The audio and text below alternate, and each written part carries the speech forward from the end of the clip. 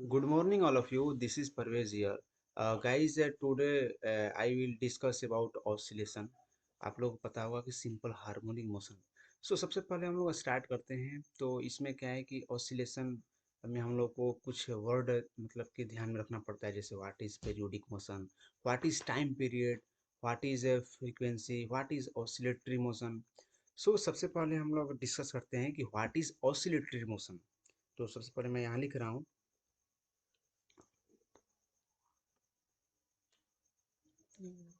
Oscillatory motion. Okay. Oscillatory motion में हम लोग को ध्यान में रखना पड़ेगा कि this is a to and fro motion. जैसे आप लोग पेंडुलम देखते होंगे, पेंडुलम क्या है कि उसमें एक फिक्स्ड पॉइंट के अबाउट वो टू एंड फ्रो मोशन करता रहता है। टू एंड फ्रो मोशन इस टाइप से वो करता रहता है। ठीक है। तो जो ये टू एंड फ्रो मोशन कर रहा है वो एक्चुअली जो है मतलब एक तरह से उसको हम ऑसिलेटरी मोशन बोल सकते हैं, उसको एक वाइब्रेटरी मोशन बोल सकते हैं। ठीक है।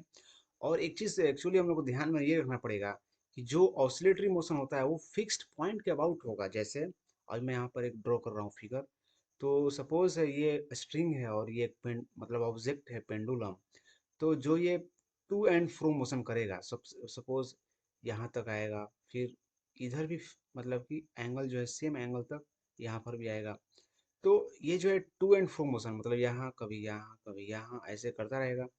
तो ये फिक्स्ड पॉइंट के अबाउट करेगा और वो जो फिक्स्ड पॉइंट है उसको हम मीन पोजीशन बोलते हैं। अब हम लोग को ये डिस्कस करना पड़ेगा कि मीन पोजीशन क्या है। ठीक है।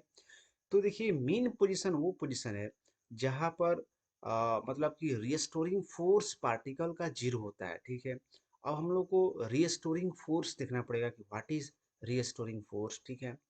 तो मीन पोजीशन का मतलब कि जहाँ पर पोटेंशियल एनर्जी जो है मिनिमम होता है और मीन पोजीशन पर काइनेटिक एनर्जी मैक्सिमम होता है। ठीक है। जैसे मान लीजिए मैं एक स्प्रिंग एंड ये एक ऑब्जेक्ट का मैं एग्जांपल ले रहा हूँ। ठीक है।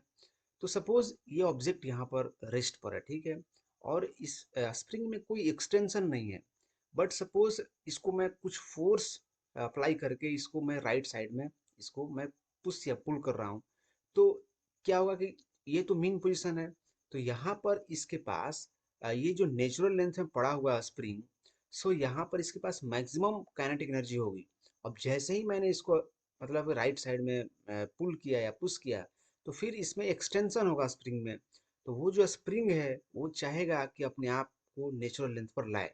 यहाँ पर इसके पास मैक्सिमम काइनेटिक एनर्जी और पोटेंशियल एनर्जी मिनिमम होगा। और जैसे ही इधर आएगा, जितना मतलब डिस्टेंस इधर आएगा राइट में, उतना ही डिस्टेंस लेफ्ट में जाएगा। तो ये एक तरह से जो है यहाँ पर जाएगा, फिर कुछ टाइम बाद यहाँ पर आएगा। तो ये मीन पोजीशन हो जाएगा। और ये एक्सट्रीम पोजीशन पर जो है एक्सेलरेशन का वैल्यू जीरो होता है। और इधर भी एक्सट्रीम पोजीशन बोलेंगे, यहाँ पर भी एक्सेलरेशन का वैल्यू जीरो होगा। ओके। और यहाँ पर एक्सेलरेशन जो मीन पोजीशन पर यहाँ पर मैक्सिमम होगा। ठीक है। तो ये तो हो गया स्प्रिंग एंड ब्लॉक का एग्जांपल। अब हम लोग ध्यान में ये देते हैं कि जैसे व्हाट इज रीस्टोरिंग फोर्स। तो देखिए सपोज मेरे पास एक स्प्रिंग ब्लॉक सिस्टम है। ठीक है। तो जब ब्लॉक मतलब ऐसे रेस्ट पर पड़ा हुआ है और स्प्रिंग अपने नेचुरल लेंथ पर है, तो जैसे ही मैं ब्लॉक में कुछ फोर्स अप्लाई करके पुश या पुल कर रहा हूँ, तो इसमें क्या होगा ना कि स्प्रिंग यही चाहेगा कि वो अपने आप को नेचुरल लेंथ पर लाए, क्योंकि जैसे ही ऑब्जेक्ट यहाँ से सपोज इस पॉइंट पर आ गया, तो अब जो स्प्रिंग है स्प्रिंग में एक्सटेंशन हो गया। तो एक्सटेंशन हो गया मतलब स्प्रिंग का लेंथ बढ़ गया। तो इस कंडीशन में स्प्रिंग एक फोर्स अप्लाई करता है अपने आप को, ताकि जो ऑब्जेक्ट है जो कि कुछ डिस्टेंस मूव कर गया है वापस अपने डिस्टेंस पर अपने पोजीशन पर आ जाए। तो ये जो एक फोर्स अप्लाई करता है इसको हम बोलते हैं रीस्टोरिंग फोर्स। ठीक है। अब हम लोग डिस्कस करते हैं कि व्हाट इज टाइम पीरियड। ठीक है। तो टाइम पीरियड जो होता है, हम लोग डिस्कस करते हैं व्हाट इज टाइम पीरियड। देखिए टाइम पीरियड का मतलब है कि मतलब मोशन, कुछ ऐसा मोशन जिसमें जो है कोई पार्टिकल एक फिक्स टाइम पीरियड के बाद में अपने आप को रिपीट करता हो।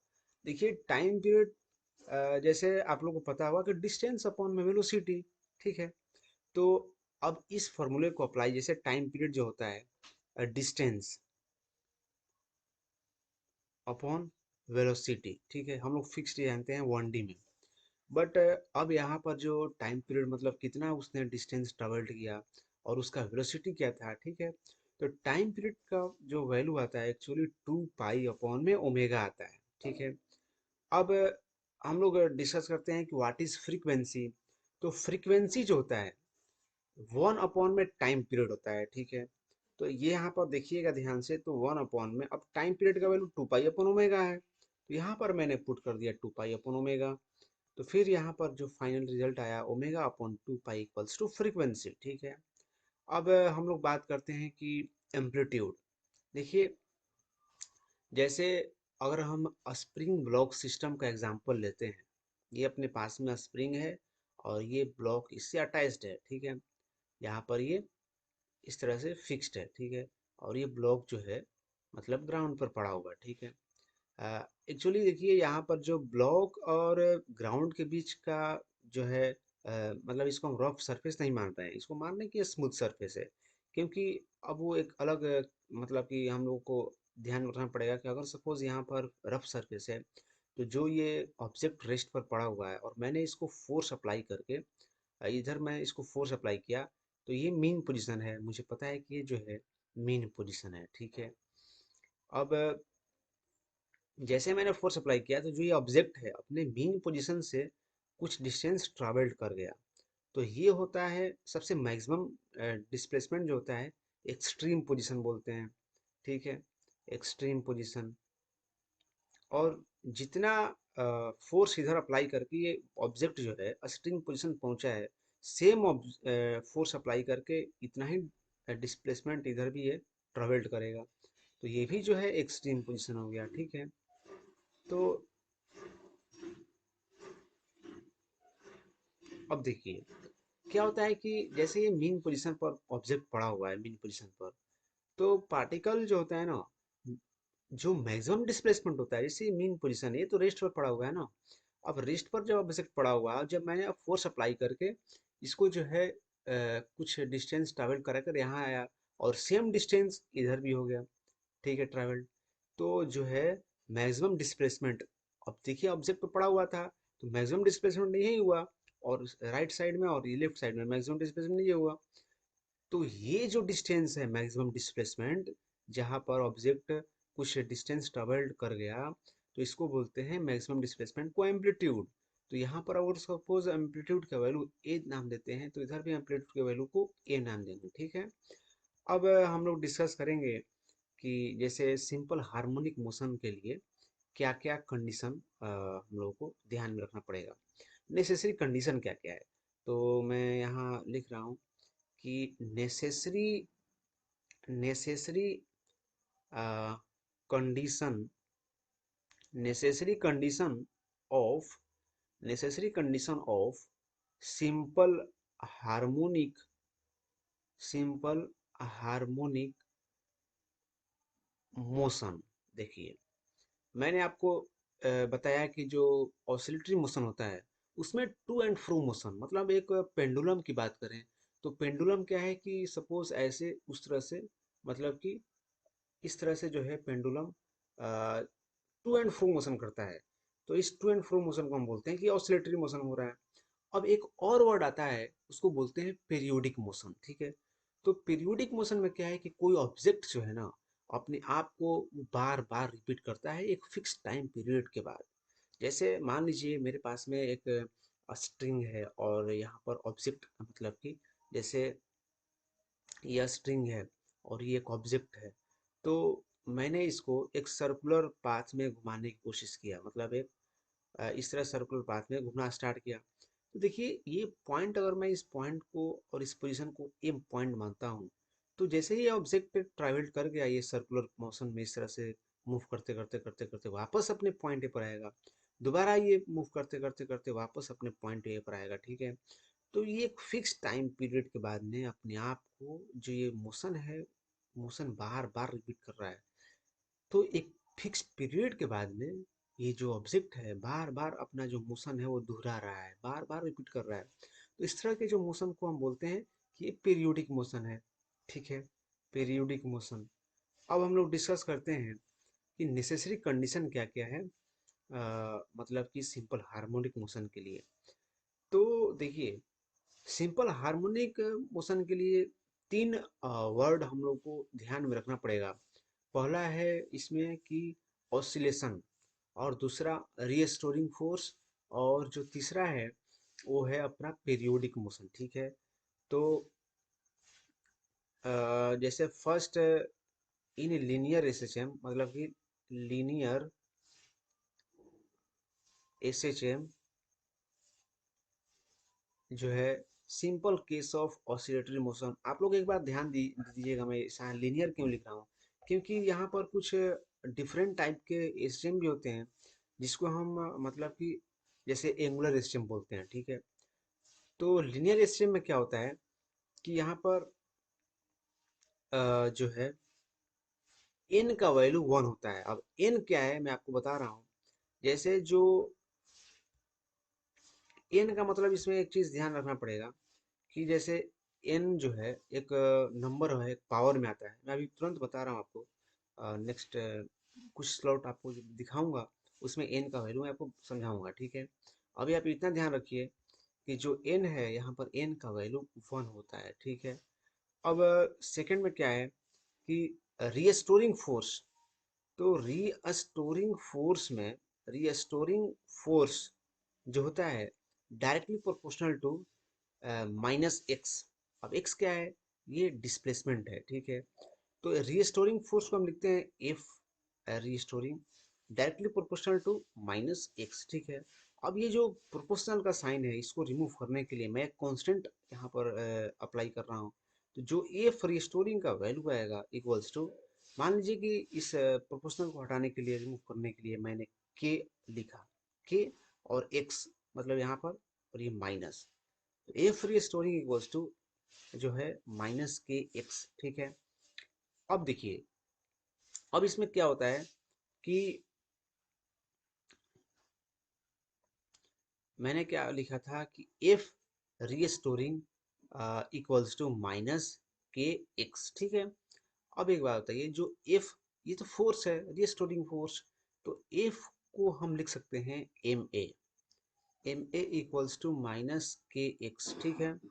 अब देखिए, अब जो ए है, ए को लिख सकते हैं d² x/dt² equals to -kx, okay. अब यहाँ पर मैंने क्या किया कि जो -kx टर्म है, इसको मैंने लेफ्ट साइड में लाया। तो m d² x/dt² प्लस के एक्स इक्वल टू 0।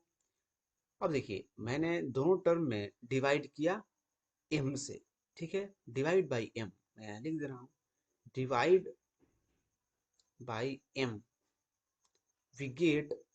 अब देखिए, जब m से डिवाइड करूंगा तो d²x/dt², और ये m था, और अपॉन में डिवाइड से m किया, plus k by m into x equal to 0।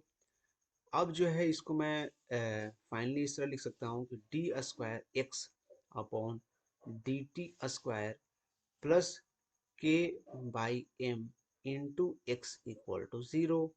ये मेरे पास में फाइनल रिजल्ट आता है, ठीक है। अब देखिए, अब जो k बाई एम है, k बाई एम को हम लोग लिखते हैं ओमेगा स्क्वायर। तो जो है फाइनल अपने पास में d²x/dt² प्लस ओमेगा² इक्वल टू 0, ठीक है। ओमेगा²x, क्योंकि ओमेगा² मैंने k बाई एम को रिप्लेस करके लिखा है, ठीक है। तो ये x है, ठीक है, इक्वल टू 0। तो अपने पास में फाइनल जो रिजल्ट आएगा, d²x/dt² plus omega x equal to 0। ये जो होता है लीनियर सिंपल हार्मोनिक मोशन के लिए जो है ये फॉर्मूला है, ठीक है। अब हम लोग नेक्स्ट पेज पर रिमूव करते हैं। क्या है कि ये जो आपको मैं अभी बताया वो एक equation of linear simple harmonic motion है, ठीक है। अब हम लोग बात करते हैं कि अभी आपको लीनियर बताया, ठीक है। जैसे लीनियर में आपको पता है कि जैसे अभी मैं दोबारा बताता हूँ आपको, जैसे स्प्रिंग है और ये एक ऑब्जेक्ट है, ठीक है। तो ये जो सिंपल हार्मोनिक मोशन करेगा वो एक लीनियर करेगा, लीनियर में, ठीक है। बट सपोज मान लीजिए कि यह स्प्रिंग है और ये स्प्रिंग एक ब्लॉक से कनेक्टेड है और ये जो ब्लॉक है सर्कुलर मोशन में मोशन कर रहा है, सर्कुलर मोशन कर रहा है, ठीक है। तो यहाँ पर जो इसमें एक्सटेंशन होगा, जो भी कुछ होगा वो एक तरह से एंगुलर एसटीएम में होगा, ठीक है। तो एंगुलर एसटीएम में क्या है कि यहाँ पर हम लोग को टॉर्क और जो ये मूव करेगा, ये मोशन करेगा, वो एक एंगल में करेगा। सो जो डिस्प्लेसमेंट होगा वो यहाँ पर ये थीटा के टर्म में आएगा, ठीक है। तो देखिए मैंने आपको बताया था लीनियर एसएचएम में, देखिए लीनियर एसएचएम, ठीक है। और ये हो गया एंगुलर एसएचएम, ठीक है। अब देखिए जो लीनियर एसएचएम है वहां पर आपको मैं एक बताया था कंडीशन कि जो एफ रीस्टोरिंग होता है equals to minus k x, और मैंने एफ को एम ए लिखा और ए को D square x by D T square लिखा। ये सब अप्लाई करने के बाद में मेरे पास में फाइनल जो रिजल्ट आया था लीनियर एसएचएम में, उसको मैं डी स्क्वायर एक्स अपॉन में D T square plus omega square x equal to zero, ये आया था फाइनल रिजल्ट, ठीक है। अब हम लोग बात करते हैं एंगुलर एसटीएम में। देखिए तो यहाँ पर जो a for storing equals to minus k x था लीनियर में, अब यहाँ पर आएगा torque, torque restoring directly proportional to, अब देखिए यहाँ पर क्या था कि F restoring directly proportional to minus x था, ठीक है। मतलब डिस्प्लेसमेंट के प्रोपोर्शनल में है बट वो माइनस साइन था, क्योंकि जहाँ पर जिस साइड में डिस्प्लेसमेंट हो रहा था उसका, उस पर फोर्स उसके अपोजिट में लग रहा था, इसलिए माइनस साइन लगा है, ठीक है। तो यहाँ पर फोर्स रिस्टोरिंग के बदले में मैं अब टॉर्क रिस्टोरिंग लिखूंगा और ये प्रोपोर्शनल का साइन, और यहाँ पर माइनस, अब इसमें डिस्प्लेसमेंट के टर्म में क्या लिखूंगा, थीटा, क्योंकि ये जो ऑब्जेक्ट है अब एक एंगल में मूव कर रहा है, मतलब कि ये एंगल में रोटेट कर रहा है, तो यहाँ पर थीटा के टर्म में हमको बात करना पड़ेगा, ठीक है। अब देखिए टॉर्क रिस्टोरिंग, अब ये प्रोपोर्शनल को मैं रिमूव करता हूँ तो मुझे प्रोपोर्शनल कांस्टेंट यहाँ लिखना पड़ेगा इक्वल्स टू, मान लीजिए प्रोपोर्शनल कांस्टेंट का वैल्यू मैंने यहाँ पर क्या लिखा था के, अब यहाँ पर सपोज मान लीजिए मैं सी लिख रहा हूँ, ठीक है, सी इंटू थीटा, ठीक है। तो बट ये माइनस साइन यहाँ अप्लाई करना पड़ेगा, मुझे लिखना पड़ेगा। अब देखिए जो टॉर्क होता है, जिन्होंने रोटेशन मोशन पढ़ा होगा उसमें टॉर्क जो होता है एक आई अल्फा आपको पता होगा। तो यहाँ पर मैं लिखता हूँ आई इंटू अल्फा, आई क्या है, मोमेंट ऑफ इनर्शिया, मैं यहाँ पर मेंशन कर रहा हूँ। आई जो है मोमेंट ऑफ इनर्शिया है, अल्फा क्या है, angular acceleration equals to minus c into theta, ठीक है।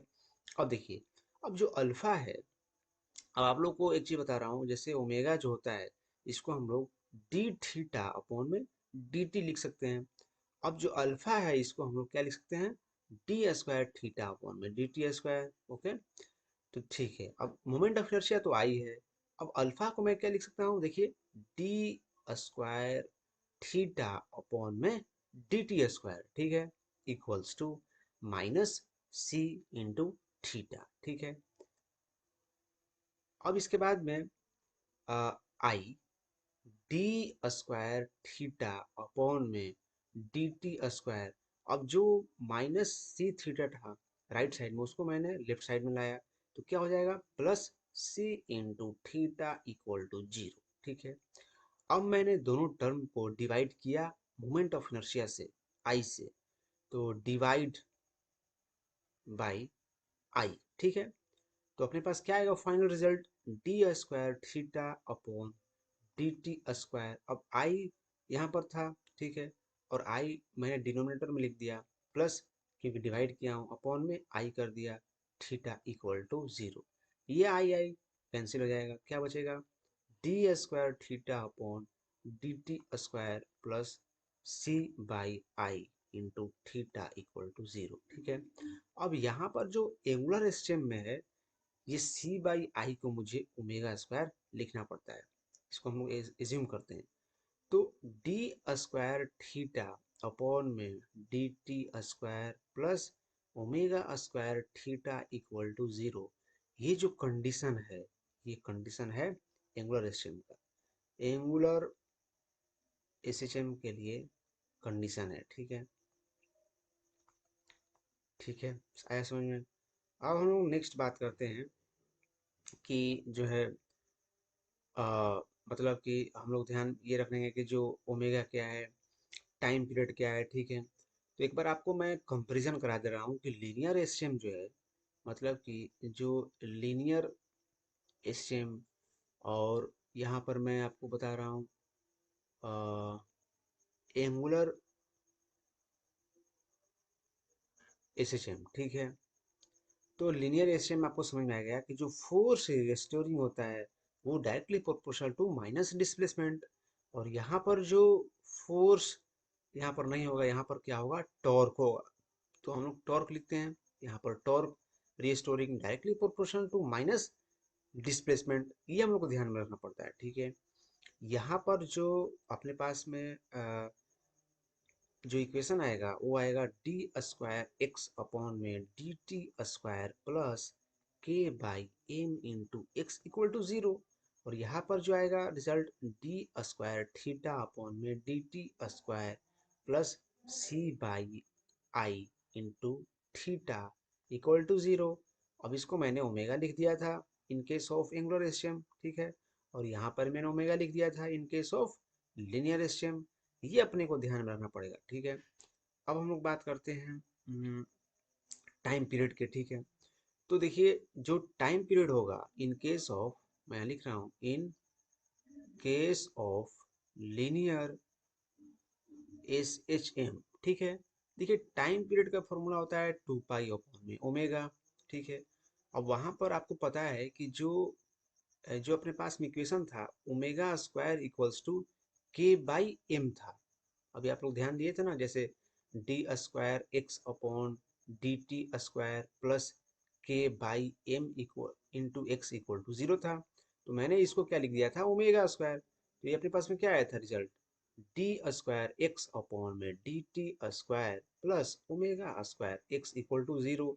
तो मैंने के बाई एम को ओमेगा स्क्वायर से रिप्लेस किया था, तो omega square equals to K by M. ठीक है, तो omega equals to K by M under root. ठीक है, अब जो टाइम पीरियड का फॉर्मूला होगा फाइनल अपने पास में 2 पाई, अब ओमेगा को मैंने यहाँ रिप्लेस किया के बाई एम से अंडर रूट में। ठीक है, तो ये आ जाएगा 2 pi under root m by k. ये टाइम पीरियड का फॉर्मूला है in case of linear SHM. ठीक है, अब हम लोग नेक्स्ट बात करते हैं time period of angular SHM. ठीक है,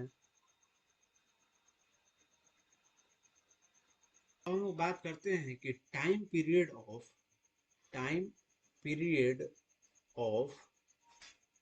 एंगुलर एसएचएम। ठीक है, तो देखिए टाइम पीरियड का फॉर्मूला तो सेम रहने वाला है, T equals to 2 pi upon omega. ठीक है, लेकिन अब जो एंगुलर एसएचएम में आपको मैं बताया था कि जो इक्वेशन होता है डी स्क्वायर थीटा अपॉन में D T square plus C by I into theta equal to zero. अब मैंने आपको ये बताया था कि सी बाई आई को आप रिप्लेस कर दो ओमेगा स्क्वायर से, तो ये अपने पास में हो जाएगा d square theta upon D T square plus omega square theta equal to zero. तो ओमेगा स्क्वायर का जो वैल्यू है वो आएगा अपने पास सी बाई आई।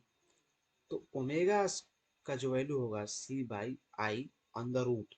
ठीक है, अब जो टाइम पीरियड मैंने यहाँ लिखा हूँ 2 पाई अपॉन ओमेगा, तो यहाँ पर जो टाइम पीरियड आएगा 2 पाई अपॉन ओमेगा का वैल्यू मैं रिप्लेस करूंगा under root C by I. ठीक है, तो यहाँ पर मैं लिख रहा हूँ C by I under root. ठीक है, तो ये हो जाएगा 2 pi under root I upon C. ठीक है, तो आई जो है ये है मोमेंट ऑफ इनर्शिया। ठीक है, अब जो सी है, सी एक्चुअली में एक कांस्टेंट है, उसका वैल्यू अपने को गिवन रहेगा।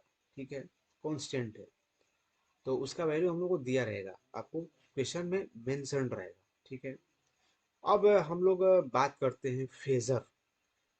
तो एक्चुअली क्या है कि फेजर जो है एक रोटेटिंग वेक्टर है। जैसे मैं आपको एक चीज बता रहा हूँ, जैसे मान लीजिए यहाँ पर मैं सिंपल बता रहा हूँ कैसे फिजर अपने को याद रखना पड़ेगा, कैसे ध्यान में रखना पड़ेगा। सपोज ये सेंटर है और मैंने यहाँ से एक स्ट्रिंग कनेक्ट किया और यहाँ पर एक ऑब्जेक्ट है, ठीक है। तो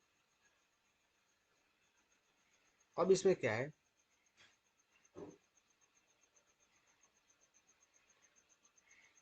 ये ऑब्जेक्ट है और ये स्ट्रिंग से कनेक्टेड है, और मान लीजिए ये रोटेट हो रहा है इस तरह से सर्कुलर पाथ में, ठीक है। तो इसको मैं जब सामने से देखूंगा तो मुझे क्या दिखेगा कि ये जो है सर्कुलर मोशन में रोटेट कर रहा है। बट इसको मैं साइड व्यू देखता हूँ, इसको मान लीजिए मैं यहाँ पर सपोज यहाँ पर खड़ा हूँ और ये देख रहा हूँ, तो मुझे ऐसा फील होगा कि ये जो ऑब्जेक्ट है, मतलब कि यहाँ पर गया और फिर इधर आ गया, मतलब कि जो मैं साइड व्यू देखूंगा तो साइड व्यू से मुझे लीनियर मोशन दिखाई देगा, ठीक है। साइड व्यू से मुझे लीनियर मोशन दिखाई देगा, लेकिन मैं जब सामने से दिख रहा हूँ तो मुझे जो सामने का जो व्यू है, यहाँ से मुझे मुझे सर्कुलर मोशन यहाँ से मुझे सर्कुलर मोशन दिखाई देगा, ठीक है। तो यहाँ पर मैं साइड व्यू देख रहा हूँ तो मुझे क्या फील होगा कि ये जो ऑब्जेक्ट है, ये ऑब्जेक्ट सेंटर पर दिखाई देगा मुझे। ये जो ऑब्जेक्ट है, जो ऑब्जेक्ट ये सर्कुलर मोशन में रोटेट हो रहा है, सर्कुलर मोशन कर रहा है, तो ये तो मैं सामने से दिख रहा हूँ तब मुझे दिखाई दे रहा है। बट अगर मैं साइड व्यू से देखूँ तो ये जो ऑब्जेक्ट है ये सेंटर पर, ऐसा लगेगा मुझे कि ये सेंटर पर रखा हुआ है और ये इधर जा रहा है और वापस इधर आ रहा है, फिर सेंटर से पास करते हुए इधर जा रहा है, फिर वापस नीचे, फिर सेंटर से पास करते हुए इधर जा रहा है। मतलब कि ये इसका मीन पोजीशन हो जाएगा जहाँ पर ये रेस्ट पर पड़ा हुआ है। और मीन पोजीशन से ये जो ऑब्जेक्ट है इधर जा रहा है मैक्सिमम डिस्प्लेसमेंट तक। तो मैक्सिमम डिस्प्लेसमेंट को हम लोग क्या बोलते हैं, एम्पलीट्यूड, ठीक है। और जितना मैक्सिमम डिस्प्लेसमेंट ऊपर साइड में इसने ट्रेवल्ड किया है, उतना ही मैक्सिमम डिस्प्लेसमेंट ये नीचे साइड में ट्रेवल्ड करेगा। तो ये जो ऑब्जेक्ट है सेंटर पर रखा हुआ मुझे फील होगा जब मैं साइड व्यू देखूंगा, और सेंटर से ये मैक्सिमम डिस्प्लेसमेंट ट्रेवल करते हुए ये एक्सट्रीम पोजीशन पर, ये जो है एक्सट्रीम पोजीशन पर पहुंचेगा, ठीक है। और इसको बोलते हैं हम मीन पोजीशन, ठीक है। और जितना डिस्प्लेसमेंट इसने, मैक्सिमम डिस्प्लेसमेंट इसने ट्रेवल्ड किया, टू एंड फ्रो मोशन है ना, तो to motion and fro motion मतलब जितना इधर उतना इधर भी, तो ये भी जो अपने पास में आएगा वो आएगा एक्सट्रीम पोजीशन, ठीक है। तो इसमें जो है, अब मान लीजिए जो स्ट्रिंग से कनेक्टेड है ब्लॉक, मान लीजिए यहाँ पर पड़ा हुआ है एक्स एक्सिस में, तो ये तो यहाँ पर पड़ा हुआ मुझे फील होगा। बट सपोज आफ्टर टाइम ये तो टी इक्वल टू जीरो पर यहाँ पर पड़ा हुआ है, मान लीजिए टी इक्वल टू टी पर जो है ये ऑब्जेक्ट यहाँ चला गया, तो इसने जो एंगल ट्रेवल्ड किया उसका वैल्यू मैं मानता हूँ थीटा है, ठीक है। तो इस तरह से जो है, अब मान लीजिए इसके पास जो ओमेगा है इसके पास एंगुलर वेलोसिटी। तो यहाँ पर हम लोग को ये एक चीज ध्यान रखना पड़ेगा कि जो फाई है वो इनिशियल फेज है, और जो डिस्प्लेसमेंट है वाई, मान लीजिए टी इक्वल टू जीरो पर ये यहाँ पर पड़ा हुआ है, और ये जो डिस्प्लेसमेंट है मैक्सिमम डिस्प्लेसमेंट, इसको क्या बोलते हैं, एम्पलीट्यूड। मतलब इस केस में जो रेडियस है वो एम्पलीट्यूड बन गया। तो यहाँ पर जो वाई है मैक्सिमम डिस्प्लेसमेंट, इसको क्या लिखेंगे, ए साइन ओमेगा टी, क्योंकि ये जो ए है और ये थीटा है, तो ये हो जाएगा ए साइन ओमेगा टी, क्योंकि थीटा को आप लिख सकते हैं ओमेगा इंटू टी। तो यहाँ तो ये तो ए साइन थीटा है और ये ए कॉस थीटा है, अगर ये ए है तो हमको किससे मतलब है, ए साइन थीटा कंपोनेंट से, और थीटा को क्या लिख सकते हैं, ओमेगा टी। तो यहाँ पर ये अपने पास में आ जाएगा ए वाई इक्वल्स टू, जो कि मैक्सिमम डिस्प्लेसमेंट है इन वर्टिकल, इसको y equals to a sine omega t. और मान लीजिए अपने पास में ऐसा जरूरी नहीं है कि हर बार जो ऑब्जेक्ट है वो रेस्ट से ही, मतलब टी इक्वल टू जीरो पर वो इसके पास फेज क्या है, जीरो है, ऐसा जरूरी नहीं है। मान लीजिए ऐसा है अपने पास में कि जो स्ट्रिंग है टी इक्वल टू जीरो पर ही यहाँ से स्टार्ट हुआ, और टी इक्वल जीरो पर इसने सपोज पहले अल्फा एंगल ट्रेवल कर दिया, तो हम लोग को यहाँ पर एक इक्वेशन में एक चीज ऐड करना पड़ेगा कि y equals to a sine omega t plus theta या फाई जो भी है। तो फाई एक्चुअल क्या है कि अगर आप y लिख रहे हैं तो थीटा जो है टी इक्वल टू जीरो पर कितना अपने पास में, तो यहाँ पर थीटा का वैल्यू कुछ नहीं है तो जीरो लिखूंगा, लेकिन टी इक्वल टू जीरो पर मेरे पास थीटा कितना है अल्फा, तो इस केस में मैं क्या लिखूंगा y equals to a sine omega t plus alpha. Okay, तो थैंक यू गाइस, कैसा लगा वीडियो मुझे बताइएगा, और हम लोग next class numericals numericals solve करेंगे सिंपल हार्मोनिक मोशन के।